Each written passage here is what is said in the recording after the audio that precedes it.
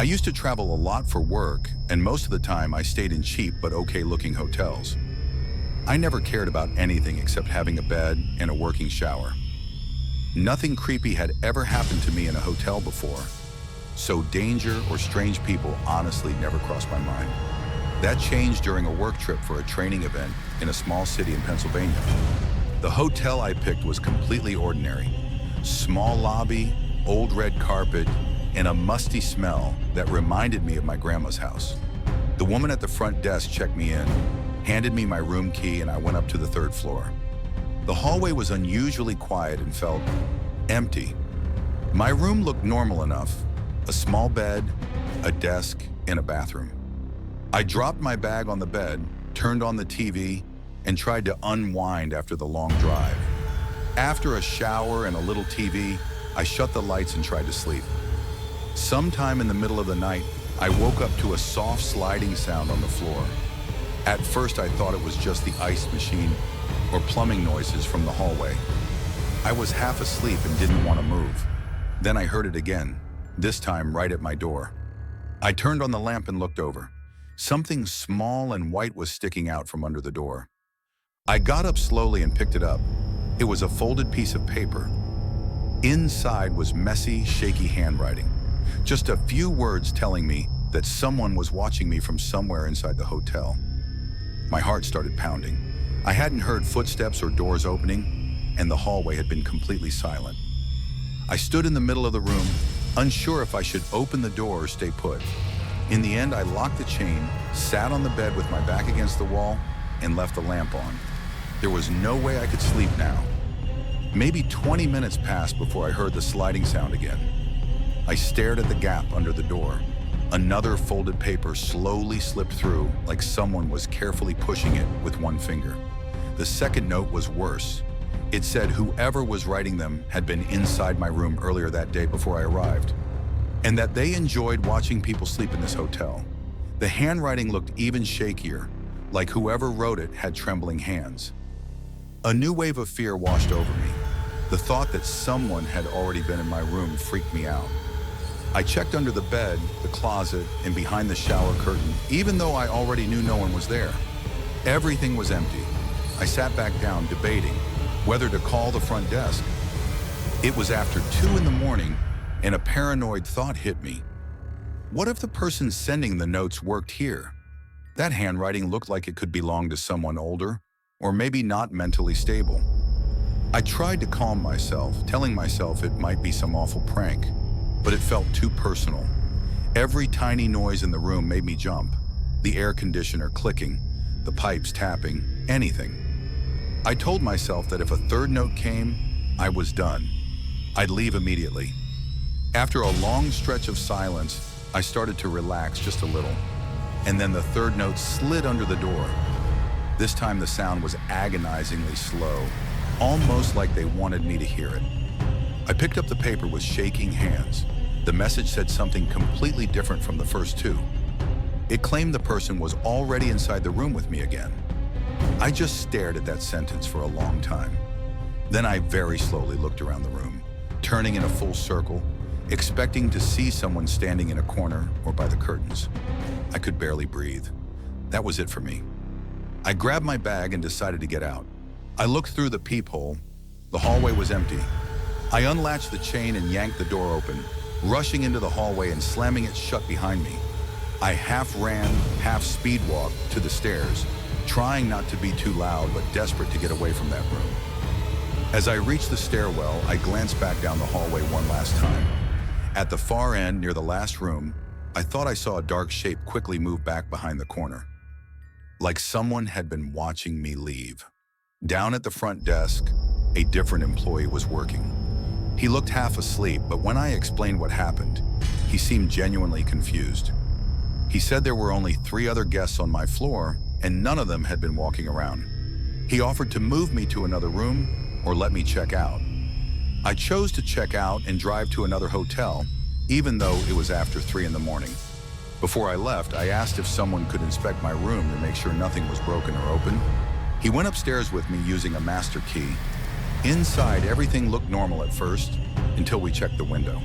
The lock was broken, like it had been forced recently. The employee suddenly looked nervous and suggested maybe someone had climbed in earlier from outside. I didn't wait for more theories. I grabbed my stuff and left. I drove to another hotel 20 minutes away and barely slept. The next day I called back to see if they'd found anything else. They claimed nothing strange turned up. No camera footage near my room, no complaints from other guests. They talked like the whole thing was a misunderstanding. I don't believe that. The feeling of someone outside my door and the message saying they were back in the room still bothers me. The broken window latch makes me think whoever it was might have been slipping in and out long before I noticed anything. I never went near that hotel again. I stayed at a hotel in Virginia once during a long drive to visit family. I was too exhausted to keep going, so I pulled into the first place that looked halfway decent.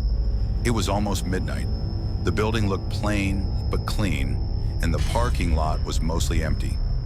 Inside, the man at the front desk barely glanced at me. He checked me in, handed me a key, and I went up to the third floor. Most of the hallway lights were dim, and almost every door had a "Do Not Disturb" sign hanging on it. It felt like the kind of place people only used to crash for the night and nothing more. My room was at the end of the hall. When I opened the door, the room looked okay, but off. A lamp was tilted, one dresser drawer was a bit open, and the bed blanket had a wrinkle near the corner, like someone had just been sitting there. It looked more rushed than properly cleaned. I tried to ignore it. I put my bag on the chair, turned on the TV, and got ready for bed. Eventually, I climbed in and tried to sleep, but that slightly messy look wouldn't leave my mind. The more I thought about it, the stranger it felt. I finally dozed off, only to wake up later to the sound of my door handle turning slowly. At first, I thought I imagined it, but then it clicked again. It sounded like someone was gently testing the lock, trying not to make noise. I stared at the door. The only light in the room came from the TV's glow. I could see the handle moving. Someone was definitely outside. The handle stopped, and for a few seconds, everything was quiet. Then I heard a faint metal scraping in the lock, like a key sliding into it. That made no sense because no one should have another key to my room besides staff. The key turned, but the door didn't open all the way. It pushed once, then stopped, leaving the slightest strip of hallway light at the edge. Then the door eased shut again. I waited, listening for footsteps walking away, but I heard nothing. I stayed awake for almost an hour, staring at the door, trying to convince myself it had been some employee mixing up rooms. Finally, sheer exhaustion dragged me back to sleep. Around a little after 2 in the morning, I woke up again. This time I didn't know what woke me, just a faint rustling sound. As I blinked in the dark, I realized with a horrible feeling that someone else was in the room with me. I forced myself to sit up. The rustling stopped. In the dim light, I could just make out a shadowy figure standing over my bag in the corner. In a shaky voice, I managed to say, "Who's there?" A deep male voice replied, "Housekeeping. Sorry, I'll leave now." I just stared, too shocked to speak. The dark shape moved from my bag to the door. The door opened and closed, and then he was gone. I jumped out of bed, flipped on the lights, and ran to lock the chain. My bag had clearly been rummaged through. Hands still shaking, I called the front desk and told them someone with a key had come into my room and gone through my things. The front desk employee said no housekeeping staff were on duty at that hour. I packed my stuff as fast as I could and went down to the lobby, where I called the police and demanded they check the security cameras. When the police arrived, the desk worker finally agreed to pull the footage. It showed a large, intimidating man wandering the halls over and over, stopping at my door multiple times, and eventually unlocking it and going inside. The employee insisted the man didn't work there and must have somehow stolen a master key. I got a refund and left immediately, driving another half hour before finally giving up and sleeping in my car. The whole thing permanently changed how I feel about hotels. I still wonder if I could have taken legal action against the hotel for negligence. But at the time, I just wanted to forget about it and move on. I used to work nights for a small delivery company. On my weekends off, I took short solo trips just to get out of town. On one of these trips, I stayed at a budget hotel in New Jersey, because it was close to a hiking trail I wanted to explore early the next morning. The place wasn't disgusting, but it had that old, stale smell in hallways that were too quiet, like hardly anyone else was staying there. I checked in around early evening. The woman at the front desk mentioned that housekeeping had already finished for the day. I didn't think much of it at the time. My room was on the second floor. One of the hallway lights flickered as I walked to the door, which didn't help the atmosphere. Inside, the room looked decent. The sheets were tucked in tightly, though a throw pillow on the chair was slightly crooked. I straightened it without thinking and turned on the TV. After eating some snacks and relaxing, I took a shower. When I stepped out, the mirror was fogged and the room felt strangely colder. I shrugged it off and went to bed. There was a dark corner near the small closet that kept catching my eye. It made me feel like someone was standing there, even though I knew it was empty. Eventually, I drifted off. Later that night, a soft sound woke me up. It was like something sliding across the carpet in that same corner. I listened, hoping it was just the building settling, but then I heard slow, heavy breathing, and it wasn't mine. It was coming from near the closet. Instant fear hit me. I tried to blame the air conditioner, but the unit was on the other side of the room and made a completely different noise. I didn't want to look, but finally I forced myself to sit up. At first I saw nothing, just the dark corner. Then I noticed the closet door. I had left it all the way open earlier. Now it was slightly closed, like someone had pulled it part of the way. The breathing stopped the moment I sat up, which terrified me more. It felt like whoever or whatever was there realized I was awake. I couldn't bring myself to walk toward the closet, so I slowly backed off the bed and moved toward the door, keeping my eyes fixed on that gap. I reached behind me for the handle, turned it, and stepped into the hallway.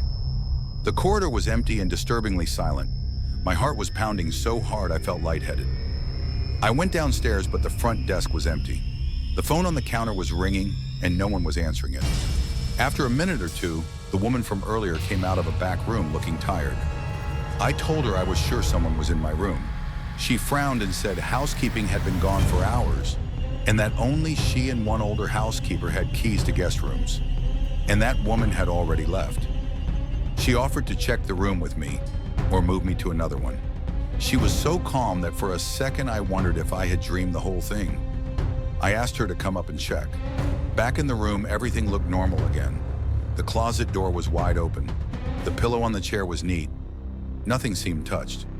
She looked around, checked the bathroom and under the bed, and found nothing. She suggested I might have had a bad dream or woken up disoriented. That annoyed me, but I was too tired to argue. I agreed to switch to another room down the hall. In the new room, I double-checked every corner before lying down. It was only around 1 in the morning, and the night felt like it would never end. About an hour later, when I was finally starting to doze off, I heard something that made my blood run cold. The sound of a housekeeping cart rolling down the hallway. The squeaky wheels moved slowly, echoing through the quiet. But I knew housekeeping was supposed to be done for the night. The woman at the desk said no one else was on duty. The wheels stopped right outside my door. I sat up and held my breath. Then I heard it again, the same slow, heavy breathing I'd heard in the first room, now just inches away on the other side of the door. It went on for what felt like a full minute. I wanted to run or call someone, but my phone was across the room on the desk. Then a new sound, a soft, dull tapping. Not knuckles knocking, but more like someone pressing their hand against the door and sliding it gently, feeling the surface. Eventually, the breathing stopped. The cartwheels squeaked again as they rolled away down the hall. After a few minutes, I got up and looked through the peephole. No one was there. No cart either. I grabbed my phone and thought about calling the front desk again, but I couldn't stand the idea of being dismissed as crazy twice in one night. Instead, I locked the chain, pushed a chair against the door, and stayed awake until daylight. When the sun finally came up, I went downstairs to check out. A man was at the desk now. I told him what had happened. He gave me a strange look and then told me something that still bothers me. He said they actually hadn't had a housekeeper on staff for the past week. The woman who worked nights just stopped showing up. Until they hired someone new, the front desk staff was cleaning rooms themselves. I asked if the missing housekeeper still had keys. He said yes. I left immediately. I kept thinking about how the woman the night before told me housekeeping had already gone through all the rooms, even though no official housekeeper had worked there in days. Whether she lied or truly believed it, I don't know. But the breathing I heard inside my room and outside my door felt horribly real. The way that closet door moved by itself still makes my stomach twist. I'm convinced someone had been hiding in that room before I arrived, and I'm not sure they ever really left the building. I work as a house person at a hotel. It's kind of a mix between maintenance and housekeeping. I help the front desk with guest requests, fix small things in the rooms, and keep the pool stocked with towels and supplies. That last part is important for what happened. This took place in the summer of 2023. My boss hired a new night shift front desk worker. Let's call her Brianna. My schedule was adjusted so I could work some nights with her. One Wednesday night, which is usually dead for our hotel, Brianna and I were mostly just chatting between tasks. At one point, I went to take care of the pool area. Guests have to sign out a pool key at the front desk, but employees get master keys that open almost everything in the building. I opened the pool door, went inside, and headed to the small storage room where we keep towels and chemicals. I noticed the towel rack was nearly empty, so I started grabbing fresh ones from the shelves. As I was bending down to grab one more towel, I heard a loud splash from the pool. The sound made me jump, and I dropped the towels. I rushed back out into the pool area, expecting to see someone in the water. The room was empty. The only thing moving was one of the life rings bobbing on the surface. There was no way it could have ended up in the water on its own. It's always hooked on the wall. Someone had to have thrown it in, but there was no one there. Feeling uneasy, I pulled the float out, finished stocking towels as quickly as I could, and left. Back at the front desk, I casually asked Brianna if anyone had gone to the pool. She said no one had checked out a key. I decided not to tell her what I'd heard. She was new and I didn't want to come off as crazy. The rest of the evening was normal until around 9:30, when a maintenance slip came through. The toilet in room 324 wasn't working. I grabbed my tools and headed up. The guest hadn't arrived yet, so Brianna told me the room was empty. When you walk into 324, the bathroom is immediately to the right, and straight ahead are two beds. I went straight to the bathroom and opened the toilet tank to check the mechanism. As I was adjusting the valves and flapper, the temperature in the room suddenly dropped. It was a warm summer night, and the air had felt normal when I walked in. Now the hairs on my arms stood up. I stopped working and looked around for a vent blasting cold air, but nothing was running that could have caused such a sudden change. Just as I started wondering what was going on, the room warmed back up to normal. I checked the thermostat, 68 degrees, the same as always. At this point, the weird pool incident was still in the back of my mind, so I just wanted to fix the toilet and get out. I went back to working in the tank. A couple of minutes later, the toilet finally flushed properly. I watched the tank refill, ready to close everything up, when a heavy thud sounded somewhere in the room outside the bathroom. The temperature dropped again. My heart began racing. I placed the lid back on the tank and slowly stepped out of the bathroom. The first thing I noticed was the room phone. It was hanging off the nightstand, swinging slightly like it had just been knocked off the hook. But that wasn't what froze me. In the corner next to one of the beds stood a figure, tall, motionless, completely black. Not like a person dressed in dark clothes, more like a solid shadow. No face, no features, no details at all. Just a human shape, darker than the dim room around it. I couldn't move. I just stood there in the bathroom doorway, staring. Then very clearly, it moved. I couldn't tell which part of it shifted, but I saw it. That was enough. I bolted for the main door, yanked it open so fast I nearly hit myself with it, and slammed it behind me. I didn't slow down until I was back at the front desk. I told Brianna I was clocking out early and headed home. On the drive, I kept replaying the night in my mind. The life ring splashing into the pool by itself, the sudden cold, the phone dangling in 324, and that featureless figure in the corner. Whatever I saw in that room didn't feel human. It was just a dark shape with no face, no sound, nothing.